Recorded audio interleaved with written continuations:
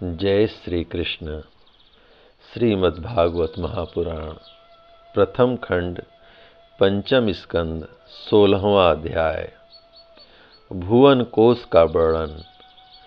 राजा परीक्षित ने कहा, मुनिवर, जहाँ तक सूर्य का प्रकाश है और जहाँ तक तारागण के सहित चंद्रदेव दिख पड़ते हैं, वहाँ तक आपने भूमंडल का विस्तार बतलाया है। उसमें भी आपने बतलाया है कि महाराज प्रियव्रत के रथ के पहियों की 7 लीकों से 7 समुद्र बन गए थे, जिनके कारण इस भूमंडल में 7 द्वीपों का विभाग हुआ। अतः भगवान, अब मैं इन सब का परिमाण और लक्षणों के सहित पूरा विवरण जानना चाहता हूँ, क्योंकि जो मन भगवान के इस गुणमय स्थूल विग्रह में लग सकता है, उसी का उनके वासुदेव संज्ञक स्वयं प्रकाश निर्गुण ब्रह्म रूप सूक्ष्मतम स्वरूप भी लगना संभव है। अतः गुरुवर, इस विषय का विशद रूप से वर्णन करने की कृपा कीजिए। श्री सुखदेव जी बोले, महाराज, भगवान की माया के गुणों का इतना विस्तार है कि यदि कोई पुरुष देवताओं के समान आयु पा ले तो भी मन या वाणी से इसका अंत नहीं पा सकता। इसलिए हम नाम, रूप, परिमाण और लक्षणों के द्वारा मुख्य मुख्य बातों को लेकर ही इस भूमंडल की विशेषताओं का वर्णन करेंगे। यह जम्बू द्वीप जिसमें हम रहते हैं, भूमंडल रूप कमल के कोश स्थानीय जो 7 द्वीप हैं, उनमें सबसे भीतर का कोश है। इसका विस्तार 1,00,000 योजन है और यह कमल पत्र के समान गोलाकार है। इसमें 9,9 हजार योजन विस्तार वाले 9 वर्ष हैं, जो इनकी सीमाओं का विभाग करने वाले 8 पर्वतों से बटे हुए हैं। इनके बीचों बीच इलावृत नाम का 10वां वर्ष है, जिसके मध्य में कुल पर्वतों का राजा मेरु पर्वत है। वह मानो भूमंडल रूप कमल की कणिका ही है। वह ऊपर से नीचे तक का सारा सुवर्णमय है और 1,00,000 योजन ऊंचा है। इसका विस्तार शिखर पर 32,000 और तलैटी में 16,000 योजन है तथा 16,000 योजन ही वह भूमि के भीतर घुसा हुआ है, अर्थात भूमि के बाहर उसकी ऊंचाई 84,000 योजन है।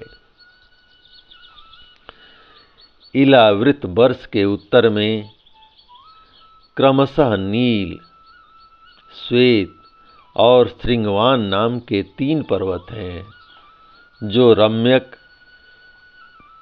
हिरणमय और करु नाम के वर्षों की सीमा बांधते हैं। वे पूर्व से पश्चिम तक खारे पानी के समुद्र तक फैले हुए हैं। उनमें से प्रत्येक की चौड़ाई 2,000 योजन है तथा लंबाई में पहले की अपेक्षा पिछला क्रमशः 10 से कुछ अधिक कम है।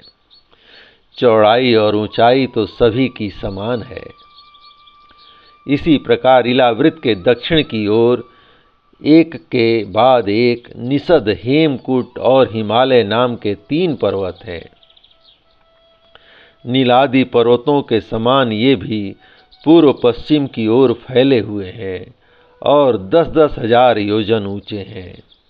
इनसे क्रमशः हरिवर्ष, किम पुरुष और भारतवर्ष की सीमाओं का विभाग होता है।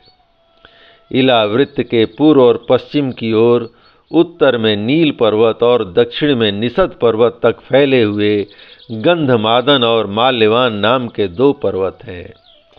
इनकी चौड़ाई 2-2 हजार योजन है और ये भद्रासव एवं केतुमाल नामक 2 वर्षों की सीमा निश्चित करते हैं। इनके सिवा मंदर, मेरु मंदर, सुपार्श्व और कुमुद, ये 4 10-10 हजार योजन ऊंचे और उतने ही चौड़े पर्वत मेरु पर्वत की आधारभूता थुनियों के समान बने हुए हैं। इन चारों के ऊपर इनकी ध्वजाओं के समान क्रमशः आम, जामुन, कदम और बड़ के 4 पेड़ हैं। इनमें से प्रत्येक 1100 योजन ऊंचा है और इतना ही इनकी शाखाओं का विस्तार है। इनकी मोटाई 100-100 योजन है। भरत श्रेष्ठ, इन पर्वतों पर 4 सरोवर भी हैं, जो क्रमशः दूध, मधु, ईख के रस और मीठे जल से भरे हुए हैं। इनका सेवन करने वाले यक्ष, किन्नर आदि उपदेवों को स्वभाव से ही योग सिद्धियां प्राप्त हैं। इन पर क्रमशः नंदन, चैत्ररथ, वैभ्राजक और सर्वतोभद्र नाम के 4 दिव्य उपवन भी हैं। इनमें प्रधान प्रधान देवगण अनेकों सुर सुंदरियों के नायक बनकर साथ साथ विहार करते हैं। उस समय गंधर्वादि उपदेवगण इनकी महिमा का बखान किया करते हैं। मद्राचल की गोद में जो 1100 योजन ऊंचा देवताओं का आम्र वृक्ष है, उससे गिरी शिखर के समान बड़े बड़े और अमृत के समान स्वादिष्ट फल गिरते हैं। वे जब फटते हैं तब उनसे बड़ा सुगंधित और मीठा लाल लाल रस बहने लगता है। वही अरुणवादर नाम की नदी में परिणित हो जाता है। यह नदी मद्राचल के शिखर से गिरकर अपने जल से इलावृत वर्ष के पूर्वी भाग को सींचती है। श्री पार्वती जी की अनुचरी यक्ष पत्नियां इस जल का सेवन करती हैं। इससे उनके अंगों में ऐसी सुगंध निकलती है कि उन्हें स्पर्श करके बहने वाली वायु उनके चारों ओर 10-10 योजन तक सारे देश को सुगंध से भर देती हैं। इसी प्रकार जामुन के वृक्ष से हाथी के समान बड़े बड़े प्रायः बिना गुठली के फल गिरते हैं। बहुत ऊंचे से गिरने के कारण वे फट जाते हैं। उनके रस से जम्बू नाम की नदी प्रकट होती है, जो मेरु मंदर पर्वत के 10,000 योजन ऊंचे शिखर से गिरकर इलावृत के दक्षिण भूभाग को सींचती है। उस नदी के दोनों किनारों की मिट्टी उस रस से भीगकर जब वायु और सूर्य के संयोग से सूख जाती है, तब वही देवलोक को विभूषित करने वाला जाम्बुनद नाम का सोना बन जाती है। इसे देवता और गंधर्वादि अपनी तरुणी स्त्रियों के सहित मुकुट, कंकड़ और करधनी आदि आभूषणों के रूप में धारण करते हैं। सुपार्श्व पर्वत पर जो विशाल कदम वृक्ष है, उसके 5 कोटरों से मधु की 5 धाराएं निकलती हैं। उनकी मोटाई 5 पुर से जितनी है। ये सुपार्श्व के शिखर से गिरकर इलावृत वर्ष के पश्चिमी भाग को अपनी सुगंध से सुवासित करती हैं। जो लोग इनका मधुपान करते हैं, उनके मुख से निकली हुई वायु अपने चारों ओर 100-100 योजन तक इसकी महक फैला देती है।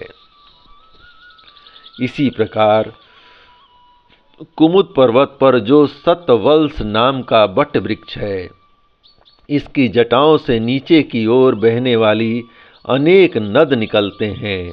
वे सब इच्छानुसार भोग देने वाले हैं। उनसे दूध, दही, मधु, घृत, गुड़, अन्न, वस्त्र, सैया, आसन और आभूषण आदि सभी पदार्थ मिल सकते हैं। ये सब कुमुद के शिखर से गिरकर इलावृत के उत्तरी भाग को सींचते हैं।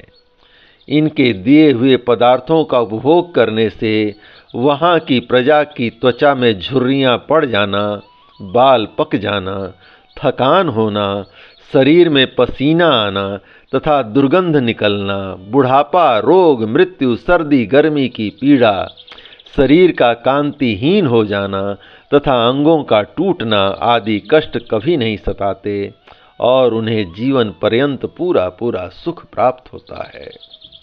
राजन, कमल की कणिका के चारों ओर जैसे केसर होता है, उसी प्रकार मेरु के मूल देश में उसके चारों ओर कुरंग, कुरर, कुसुम्भ, बैंकक, त्रिकुट, शिशिर, पतंग, रूचक, निषद, श्रीनिवास, कपिल, शंख, वैदुर्य, जारुधि, हंस, ऋषभ, नाग, कालंजर और नारद आदि 20 पर्वत और हैं। इनके सिवा मेरु के पूर्व की ओर जठर और देवकूट नाम के 2 पर्वत हैं, जो 18,18 हजार योजन लंबे तथा 2-2 हजार योजन चौड़े और ऊंचे हैं। इसी प्रकार पश्चिम की ओर पावन और पारियात्र, दक्षिण की ओर कैलाश और करवीर तथा उत्तर की ओर त्रिसिंग और मकर नाम के पर्वत हैं। इन 8 पहाड़ों से चारों ओर घिरा हुआ स्वर्णगिरि मेरु अग्नि के समान जगमगाता रहता है। कहते हैं, मेरु के शिखर पर बीचों बीच भगवान ब्रह्मा जी की सुवर्णमयी पुरी है, जो आकार में समचौरस तथा करोड़ों योजन विस्तार वाली है। उसके नीचे पूर्वादि 8 दिशा और उप दिशाओं में अनेक अधिपति इंद्रादि 8 लोकपालों की 8 पुरियां हैं।